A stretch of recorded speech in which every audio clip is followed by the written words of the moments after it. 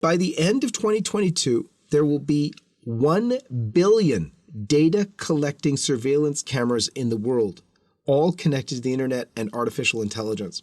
This sounds just like the mark of the beast, doesn't it? Here's what just happened. Just last week, the G20, a group of 19 nations, which includes the United States plus the European Union, held their annual business meeting, the B20, in Bali, Indonesia, a little more than a week ago, where they declared that digital vaccine passport, standardized by the World Health Organization, will be part of international pandemic prevention and response moving forward. The rule for standardized international vaccine passports will be introduced as a revision to the international health regulations during the next World Health Assembly in Geneva, and that will take place in May 2023. And it's not like this is, sterile talk by a bunch of world leaders. It's not. In fact, it was signed on to by Biden, who already told the Americans he wouldn't be going down that road. But nonetheless, get this, by the end of 2022, there will be 1 billion data collecting surveillance cameras in the world, all connected to the internet and artificial intelligence. And in addition to that, already the Central Bank of Nigeria has expressed its desire to link its central bank digital currency to an ID system. And also in the UK has just signed a digital ID deal with the Ukraine to keep people safer. Ukraine already has this kind of digital ID going through. So give me your take on that, Father, if you will. When I was in high school, so we're talking 1975, I remember distinctly, I may have mentioned it before, that the teacher, who was astute, incredibly wise person, well-versed on American government and the Constitution, said, now remember, kids, there's always a good reason why something is said, and then there's a real reason behind it. What's going on here now is they're saying, oh, now we need this digital vaccine passport as to prevent a pandemic in the future. That sounds good, doesn't it?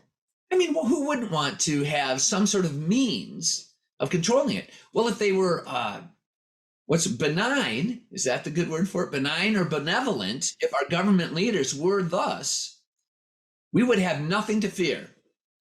It's always been said, like a benevolent dictator would be, a king would be a good thing because he could get the job done and he would have our best interest at heart.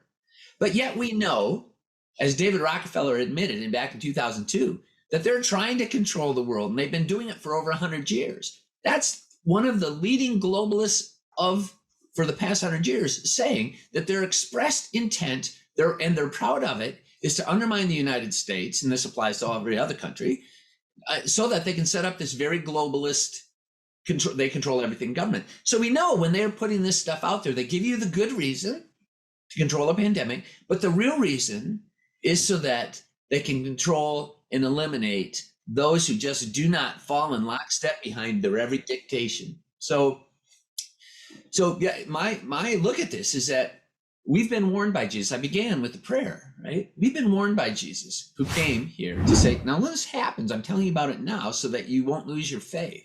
I'm still here. I'm still God. I still rule the universe. But there's a bad guy who rules the world. And this is the kind of stuff he's going to do. This sounds just like the mark of the beast, doesn't it? We've been warned about the mark of the beast. And I know there's a lot of speculation. Well, what is actually Revelation about? But if this isn't coming before our very eyes, I mean, we have to believe that this mark of the beast actually will happen at some point in human history. Nobody likes to think about it as now. They all think they're wise enough to not realize or to think that, oh, it's not in my time. But we've been warned about this. And so we should be, like Jesus said, look at the signs of the times. Well, we're seeing the signs of the times cascade faster and faster down the mountain. And this is one of them.